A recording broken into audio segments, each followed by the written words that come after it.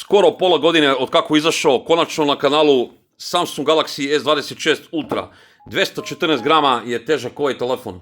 Dynamic LTPO AMOLED 2X 1440 x 3120 piksela, 19,5:9 i ono stranica 500 ppi otprilike. Nema nikakvu fabričku foliju. Gorilla Glass Armor 2 je zaštita prednjeg stakla, aluminijumski je frame koji je potpuno ravan i ekran je potpuno ravan. Staklena su leđa, matirana koje nisu mamac za otiske prstiju. Gorilla Glass Victus 2 su zaštita leđa. MOX Level 6 i IP68 sertifikat ovog telefona. Prima dve nano SIM kartice i može da primi u isto vreme i dve eSIM kartice, ali samo dve mogu da budu aktivne u isto vreme. Ovaj telefon ima inovativni ekran, to je taj antirefleksivni sloj, koliko ja znam samo još Samsung Ultra ima i još nisam čuo da je bilo ko primenio tu tehnologiju i ima privacy display. Evo sada da vam pokažem vidljivost ove Ultre na direktnom jakom letnjem suncu. Kao što vidite, može se koristiti, sve je to ok, ali nemam sad treći telefon da vam pokažem kako bi izgledalo da S26 koji snimao ovo, kako se on vidi mnogo bolje od Ultra. Namestio sam onaj privatni display da se pali ovde na dupli klik za paljenje i gašenje. Evo sada ću da upalim to da vidite da li ima neke razlike. Evo sad ću da ugasim i pogledajte, to su nijanse u pitanju. Znači ovo vam je prava istina kako se Ultra vidi na suncu. Znači nije to da je ono krševa, ali mnogo jeftiniji telefoni se mnogo bolje vide na jakom direktnom suncu. Mislite o tome. Ako te zanima kako se ovaj telefon pokazao u realnim testovima i u pravoj realnoj recenziji, onda ostane do kraja ovog videa. I ako nisi lajkovo, lupi like, komentariši nešto, podeli ovaj video, tako pomožeš rad moga kanala da ostanem nezavisan kao što sam do sada bio. Uživaj u recenziji. Telefon je izašao sa Androidom 16, obećali su 7 Android ažuriranja, One UI 8.5 je u njemu, pokreće ga Snapdragon 8 Elite generacija 5, trenutno najjači procesor u Android svetu, izrađen u 3 nanometra. Ovaj konkretno model ima 12 GB rama i 512 GB UFS 4.0 ili 4.1 interne memorije. Radimo 20. petlju ovog ekstremnog stresnog testa, da vidimo temperature. Evo pogledajte prvo temperaturu stola, 27 stepeni, nema laži, nema prevare. Evo da vidimo kako se zagreva, 42 stepena sa prednje strane. Mlaki, ovo mogu da vam kažem, već na trećoj petlji se zagreo i na 20. otprilike isto drži. Evo pogledajte, 45 stepeni max, što je skroz ok. Evo da pogledamo i rezultate, evo upravo je završio. Za vas koji to volite, evo pogledajte, stabilnost 46,1%, to je to kod Samsunga. Da ne bi došlo do zagrevanja, pregrevanja, on obara jednostavno taktove i pogledajte. Znači, prva petlja 6800, a posljednje petlje upola slabije. Tako da, to vam je to. Evo, sad ćemo da pogledamo i Antutu test. Evo, pogledajte, rezultate Antutu testa, skoro 3,5 miliona. Ali pogledajte ovo, 12,9. Temperatura je išla gore, a baterija 6% dole. Kao što vidite, naravno ima pravi always on display. Primetio sam, mnogo se svetlije vidi nego Samsung S26 kada ih držim jedan pored drugog. Evo pogledajte kako se na primjer klati na stolu zbog ove budže kamere. Dobro, meni to toliko nije bitno, ali moram eto da napomenem. Ajmo da pogledamo biometriju. Ultrasonični čitač otiska prsta, kako radi. Ajmo još jednom. Znači evo sad radi ok. Nego sam teo da vam pokažem kakva notifikacija izlazila, znači on je sam provalio da ima problem sa biometrijom i ovde kaže vezano za folije i stakla, ja to nemam. I ova zadnja rečenica je jako zanimljiva, kaže da je tvoj prst na vrhu suv da bi trebao da ga ovlažiš. Znači šta to preporučuje, da ližemo prste ili da ga guramo ne znam ja gdje.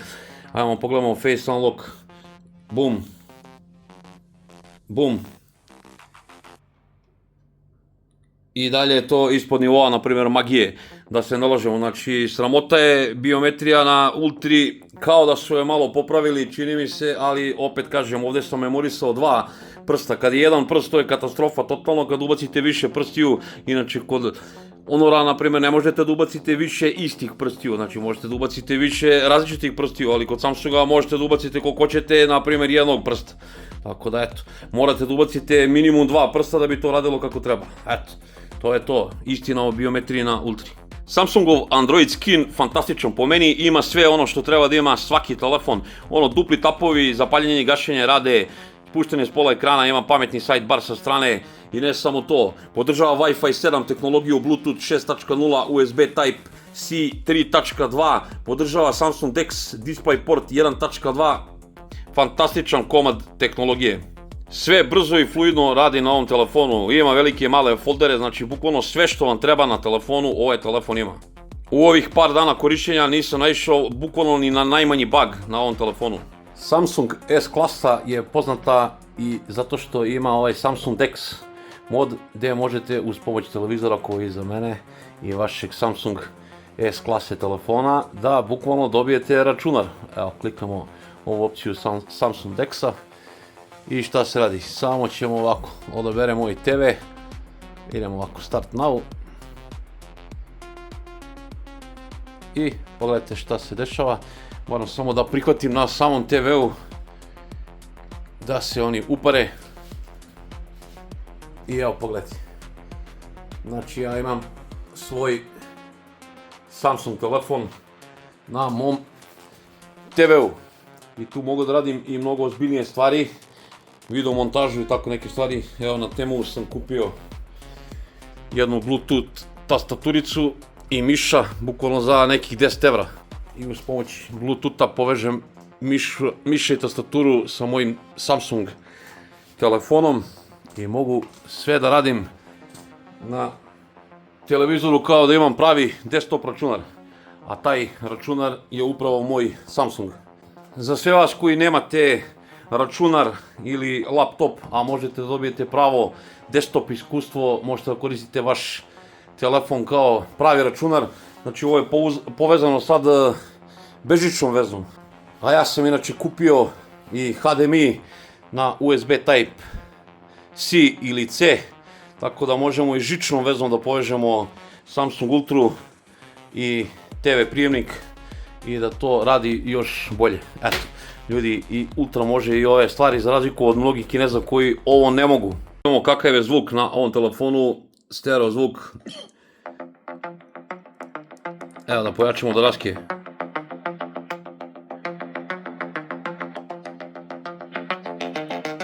Ima gore otvor za zvučnike. Evo pogledajte tu autorotaciju. To je munjevito na ovoj Ultri.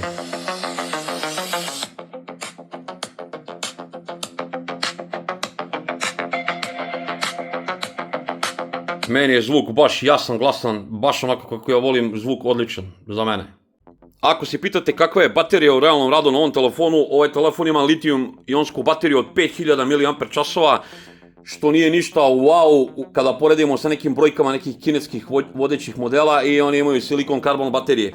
60 W podržava žično punjenje, Power Delivery 3.0, ja nemam taj punjač, sa punjačem koji imam zamjenski od 45 W, postigao sam punjenje Power Delivery 2.0 i od nekih 8% do 100% napunio sam telefon za 50 minuta i 4.5 W mu je reverzibilno bežično punjenje. Što se tiče screen on time-a, izbjegavam da pričam o tom screen on time-u, ali moram da vam kažem, u prvih 24 sata korišćenja ovog telefona, gdje sam ga bukvalno bacio na najveće muke, gdje sam radio benchmark testove, znači ja sam postigao 7+ sati screen on time-a, gdje je sve popaljeno na ovom telefonu. Manje zahtjevnim korisnicima koji ne koriste naravno benchmark testove za te neke stvari, znači ja sam bukvalno u prvom danu radio i fotografisanje i video snimanje i benchmark testove i mobilni internet korišćenje YouTube-a, znači postigao preko 7 sati screen on time-a, znači manje zahtjevnim korisnicima mogu ladno da kažem da ovaj telefon može da izdrži i 2 dana korišćenja. Ako imate originalni punjač 60 W, vrlo brzo može i da se napuni ovaj telefon. Hajmo sada da pređemo na te famozne kamere, danas se svi lože na te famozne kamere, 200 megapiksela je glavna kamera sa optičkom i elektronskom stabilizacijom, 10 megapiksela je telefoto kamera sa optičkom stabilizacijom koja ima 3 puta optički zoom i 50 megapiksela je periskopska telefoto kamera sa optičkom stabilizacijom i 5 puta optičkim zoomom, 50 megapiksela je ultra široka kamera, 12 megapiksela je selfie kamera, previše bukvalno opcija za mene i za ljude kojima kamere nisu primarne. Znači na ovom telefonu možete svašta nešto da radite, imate previše opcija koje ja mnoge nisam ni probao. Imate onaj horizontal lock i previše opcija, koga to zanima neka nađe na nekom drugom kanalu. U nastavku videa pogledajte kako sam ja napravio fotke i video zapise, pa ćemo damo neki sud i o ovom telefonu.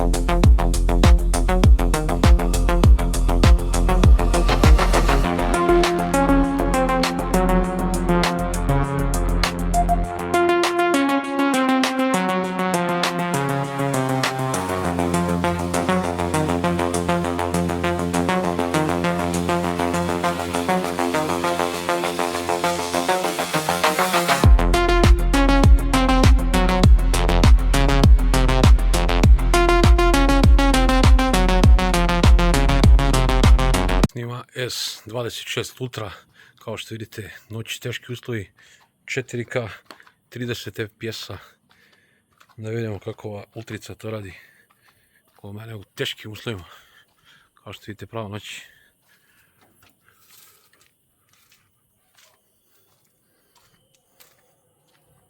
Ćemo malo zoomiramo, noć, ajmo. 2 puta, 3 puta, 10 puta, 25 puta. To je to. Sada vratimo na glavnu kameru. Evo, pogledajte autofokus, pogledajte svetiljke, pogledajte lens flare. Malo ultra široka kamera. Evo, sad ćemo zoomiramo u pokretu. 2 puta, 3 puta, 5 puta, 10 puta, 25 puta. Pa ponovno glavna kamera. Moja. Da počnem, evo kao što vidite, noći teški uslovi, svetiljke za mene,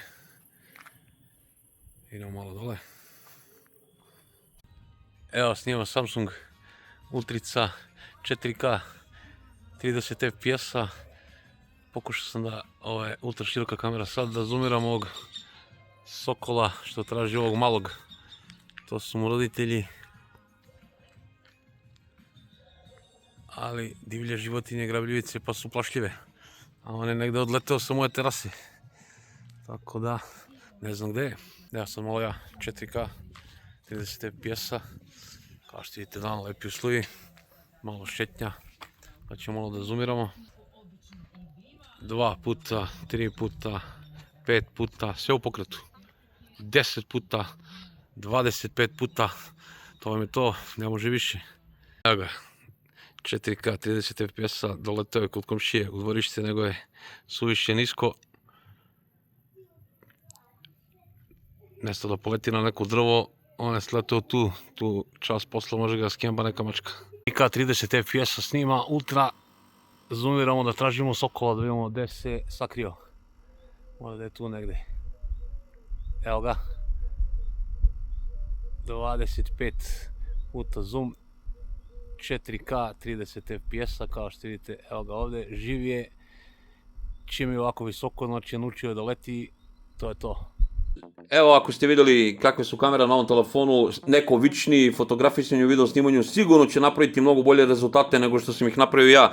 Po meni su ove kamere fantastične. E sad znam da one nisu najbolje, sigurno će neko reći bolje su kamere na ovom ili na onom telefonu, ali moramo priznati ovo je fantastičan sistem kamera sa mnogo mogućnosti, tako da velikoj većini ljudi ove kamere će biti više nego dovoljne za bilo kakav ozbiljan rad. Ovaj telefon, za razliku od drugih proizvođača, ima i tu S Pen olovku koju možete da koristite vi ako ste kreativni za neke stvari. Ja pošto nisam, evo, samo ću da izvadim da vam je pokažem. Možete da crtate, da se igrate sa ovom olovkom, ja nisam toliko kreativan, tako da ću olovku da vratim u kućište ovog telefona. Šta je dobro na ovom telefonu? Pa ljudi, skoro sve je dobro na ovom telefonu. Meni se lično ne sviđa veličina ovog telefona, ja ne volim tako velike telefone. Ovaj telefon nije najbolji po svemu, ali može se reći da je jedan od najzaokruženijih telefona, ako ne i najzaokruženiji. Ovaj telefon će sigurno biti u užem izboru za najbolji telefon ove 2026. godine. Nijedan telefon nije savršen, pa kao ni ovaj. Šta da vam kažem?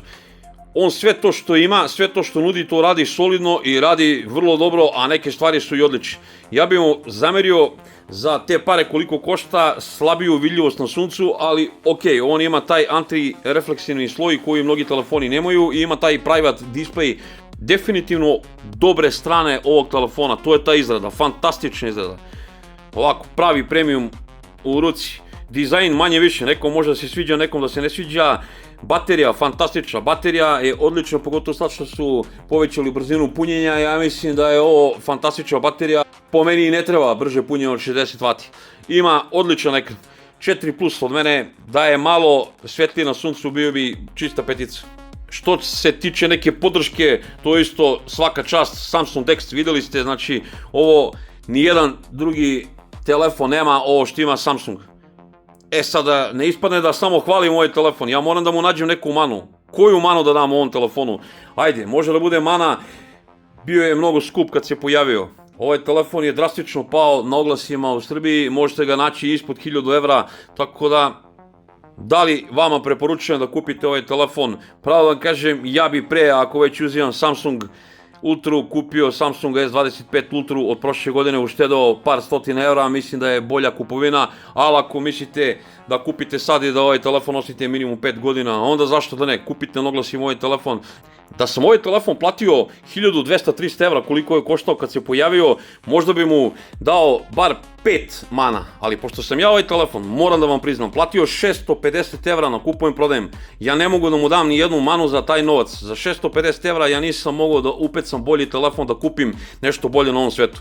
Ja ne mogu pošteno da mu dam ni jednu manu, znajući koliko sam novca dao za ovaj telefon. Da ne davimo više, ako ti se svidio ovaj video, lupi like, komentariši nešto, podeli ovaj video, vidimo se u nekom od sljedećih videa, puno pozdrava od Carpija, ljubi vas brat.